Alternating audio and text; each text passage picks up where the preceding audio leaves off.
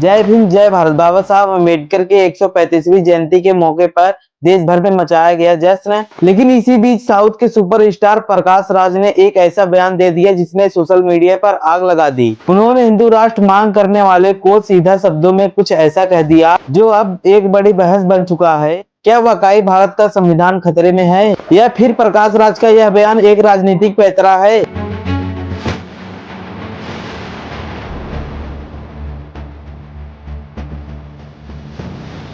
भीमराव को जो मानते हैं एक प्यारा सा कमेंट कर देना और चैनल को सब्सक्राइब कर लेना। चलिए हम बयान की तरफ चलते हैं। We here in this historic moment of this international Ambedkar chair. They asked me to write there, I said the comments. It's wonderful to be in a place where Ambedkar is understood. दोस्तों, जैसे कि आपने सुना, प्रकाश राज साफ कह रहे हैं कि भारत की खूबसूरती इसी विविधता में है। वो बाबा साहब के उस विजन को याद दिला रहे हैं जहां देश किसी धर्म ग्रंथ से नहीं बल्कि भारत के संविधान से चलता है। We need equal right to vote. One man, one vote is what Ambedkar is saying in the Constitution. But today we are seeing one man, 200 votes. उन्होंने सीधे तौर पर उन ताकतों की चुनौती दी है। One man, 400 votes. One house, 600 votes.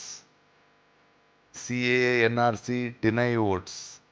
SIR deny votes. So this chair is very important today. जो देश को धर्म के नाम पर बांटने की बात करते हैं, लेकिन बात सिर्फ यही नहीं खत्म होती। उन्होंने जो कहा है वो और कड़ा था।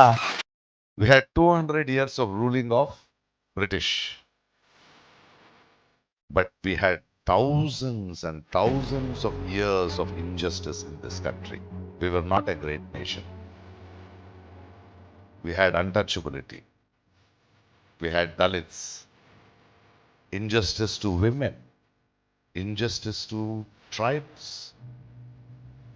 Slavery in the Western country was a business. But here there was no dignity. अब यहाँ एक बड़ा पॉइंट है। प्रकाश राज का कहना है, People say, no, Ambedkar is a Dalit. No. When I go to a friend's house, I had gone recently and I overheard another friend saying, because he saw Ambedkar's photograph in the house. He said, this house must be a Dalit house. Ambedkar did not fight for Dalits.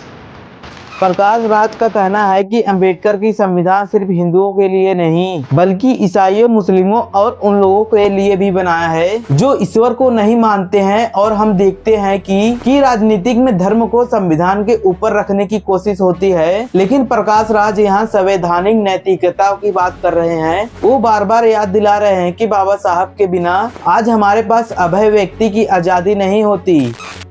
On this day, we need to take an oath to say this country will not be Hindi Rashtra or Hindu Rashtra. No. This country, the people of this country will not go ahead with any religious books, whether it is Bhagavad Gita, Ramayana, Mahabharata, Bible or Quran. We will go through only Constitution. यह बयान सबसे ज्यादा विवादित रहा है। प्रकाश राज का मानना है कि भारत का ताना बाना ऐसा है कि इसे किसी धर्म के साँचे में नहीं डाला जा सकता। उनके इस बयान के बाद सोशल मीडिया दो गुट्ठों में बंट गया है।